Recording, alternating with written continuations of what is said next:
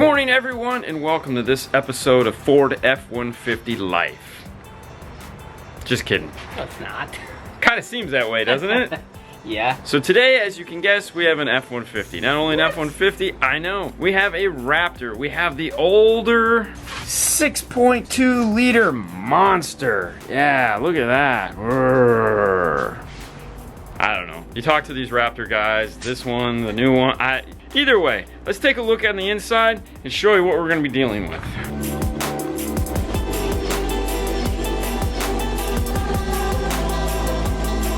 So inside this beast we have the older door panel. This is gonna have a 5x7. We're gonna be taking that out to put in a 6.5. We got some tweeters mounted up here in the A-pillar. And we got this guy right here. This touch screen that's old. And then we have Fernando over here taking measurements on the seat so that when we're done we can put it back to where it was and we can do the tune. It's the radio right here that is the interesting part. The rest of it is just gonna be a stereo. This is the old radio that this came with, meaning it doesn't have CarPlay, it doesn't have Android Auto. A lot of people didn't like this. This is Ford's early version of their cool all-integrated funness. Unfortunately, this truck is too old for the MTF1 to work with. I talked to iData, they're actually working on a kit for this. It's nowhere near beta yet, so we're not able to get like a pre-release version of it, but the software is up and available, meaning if you have this, you can flash it, you can do all the stuff that the MTF1 kit gets, meaning retain your knobs and all that good stuff. You just got to make your own brackets. Okay, that works for me. First on the list is going to be taking this out and putting a new Kenwood in to replace it. We're also going to be putting in some Rockford Power Series T26252S, 6.5 components. We're going to go with the Power T1 coaxials for the rear. We have two amplifiers we're going to be using. We're going to be using his T404 and we're going to be using a 750.1. We're going to be tuning two P310s in a big box up underneath the seat. Those are full size, they're not shallow mount. He wanted a ton of bass. And the reason he wanted a ton of bass is because right now he has that. And that's not doing it for him. He wants some real power. We didn't install this, and that's part of the fun. This would make for a good 911 video if all we were, but there's not enough content here. Let me show you why. See this? This right here? This is funny. Hold on. Look at that. So we got some CCA wire right here. Awesome. They didn't even take the tag off of it. That's pretty cool. Off of the subwoofer box. And there we go. Right in the middle of the floor. Right there. We have the JL amplifier. But this is magic. You see it? You don't see it. You see it? You don't see it. It's not mounted straight. I'm hoping the screws are just screwed into the carpet, but there you go.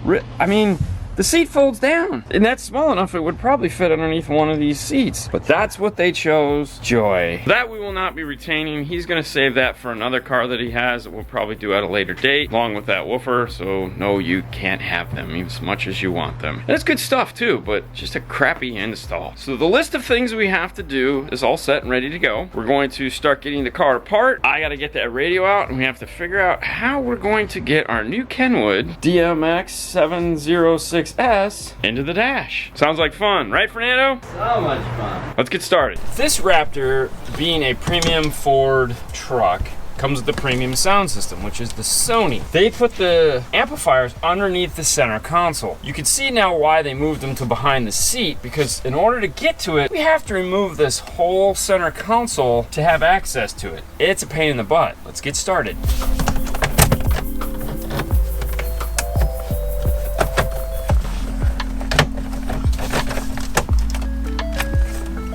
Remove the center switch and cup holder by just lifting up on it. I'm plugging these switches here towards the front. There's two side brackets located here and here. Those need to come off.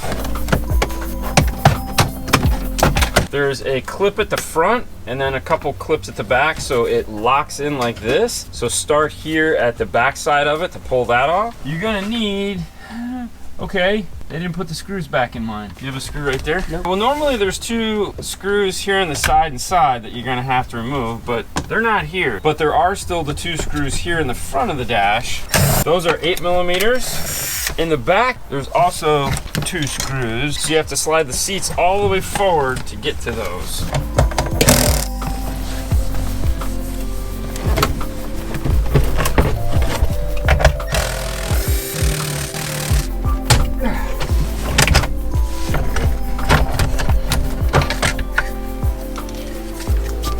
you have to remove the gear shifter. As you can see, this is why this was a bad idea. There's 4 8mm bolts that hold this in place. Then the linkage comes up into here. It clips into this. There's a little tiny push pin right here that you push in to slide this up, but you have to unclip it from the actual shifter here first, and then you can remove it. And of course, there's a plug. Once you've done that, this will slide forward and you can come over here into the side passenger, and there's 2 big gray plugs that you have to unplug. And you just pull the whole unit back towards the back of the car. And that reveals the Ark of the Covenant, or in this case, the factory Sony amplifier that has a bunch of cut wires on it. As you can see, they tried to tap in here with no success. For some reason, they removed it. I don't know why. Kinda is interesting. Here are those 2 big gray plugs. This is the linkage. It just snaps into place. This is the little clip that you push in, and then this slides up. Because this is a truck with a Sony system, that means we're gonna have plugs for this from iData. The A, standing for amplifier, FO2, is what you'd be using if you were retaining that factory radio and integrating it into the Sony system. We're not, of course, we're putting the new Kenwood in. We could still use a harness with all the speaker wires to plug into that factory harness that Fernando's repairing now. We'll plug that in and bring it out right in this area here and get this center console put back in. Now the bummer part of all of this is a lot of room that's being wasted here. We could almost fit the 2 Rockford amplifiers into this spot. Well, at least the crossovers. However, I don't want to use this area because you saw how difficult it was to get to it. I would hate to have to remove this every time I need to service it, just like Ford finally figured out. Plug the speaker plug in. We don't need the power or signal. This will reach up here to the front. Perfect. Insulate the harness so that we don't have to worry about it rubbing on any of this metal in the dash.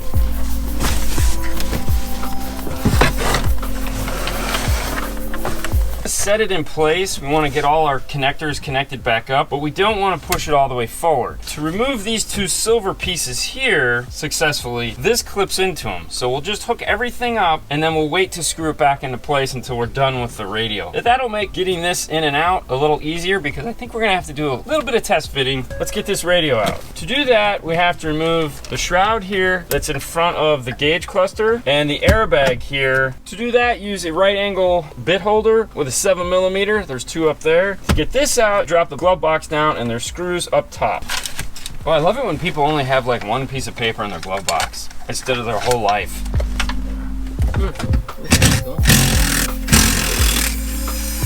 There's 3 8mm screws holding the airbag in place. Thank you. For the airbag, all you want to do is pull it out enough to get to the 7mm screw that's behind this side here, just like on that side over there. Up here in the top, there's this little piece of plastic, little rubber piece. Remove that, and there's 2 7mm up there. Remove the bottom beauty panel, and then you have to remove the sync panel. That's the panel with the aux and the USB. There's gonna be little clips that hold that in place. Be careful removing this because they're little tiny crappy clips. So if you can reach from behind and just kind of push, you'll be better off. Unplug it. And in this case, this one's glued back together. Oh, that's cool. All right, yeah, someone actually already had this apart and glued it back together. Anyways, there's a 7mm screw behind that. On the back, it has a couple plugs, one here at the top, one on the bottom, and of course the cigarette lighter. Remove those. The Ford unit is a 2-piece unit. You have the CD player main unit located here on the bottom, and you have the big screen located here on the top. Our radio is gonna go up here where the screen is, but we need to pull both units. To get it out, there's just a bunch of 7mm screws, except for over here where apparently someone lost one and put a Torx screw in. Start from the top, because they're overlapping panels. Okay, hey, more cut wiring. Okay. Now the last piece you want to pull out is this top cover here where the center channel speaker is. This is where the brain for the sync will be. There's 2 7mm screws towards the windshield. Once you have everything out of the dash, you'll notice up here, this is the factory USB cable. We're gonna need to gain access to that so that we can retain the factory USB point here. This is our starting point. Now that we have all this out, we can figure out how we're going to get our radio up here into this top panel. With using the MTF1 kit and the other versions of the F-150, they take the brackets off of the factory screen and use those to make a go-between to our aftermarket radio. I'm thinking we're gonna steal their idea and do the same thing. But let's get over to the bench and take a look and see what we have. We're gonna be using the Maestro RR, obviously. We'll be using the FO1 harness. We need to flash this guy first. Inside the box is a USB adapter. Plug in our unit and select flash by vehicle. Select the year, in this case it's 2011. Ford F-150, factory navigation. Check our steering wheel. Select your brand. Type in the model number. Next, it's going to ask you for the serial number. The serial number is located here on the box, this little guy over there. Once you've entered that, it'll ask you what firmware you want to use. It'll list the parts that you could possibly need. Select the things that you have that you want to retain. We're not going to do radar. We're not retaining the factory amp. We don't need sync, but we do want stereo controls. Select flash, and then wait for it to flash. The unit's flashed. I'm gonna just wire up the harness real quick and get it into the car and just test everything to make sure it works, and then we'll bring it back to the bench and make it pretty. But for now, we just need to make sure everything does it the way it's supposed to. In the FO1 kit, we have the 3 main harnesses for the car, and we have the OBD2 interface plug. What we need to get to is the red, yellow, and black. That's our power ground and accessory. We also need the RR harness, 4-pin red, black, white, and blue connector. This is our data connection. And then we need a 3-pin black, white, red to 1/8 inch connection. We've twisted the wire together and just put some tape on them for now.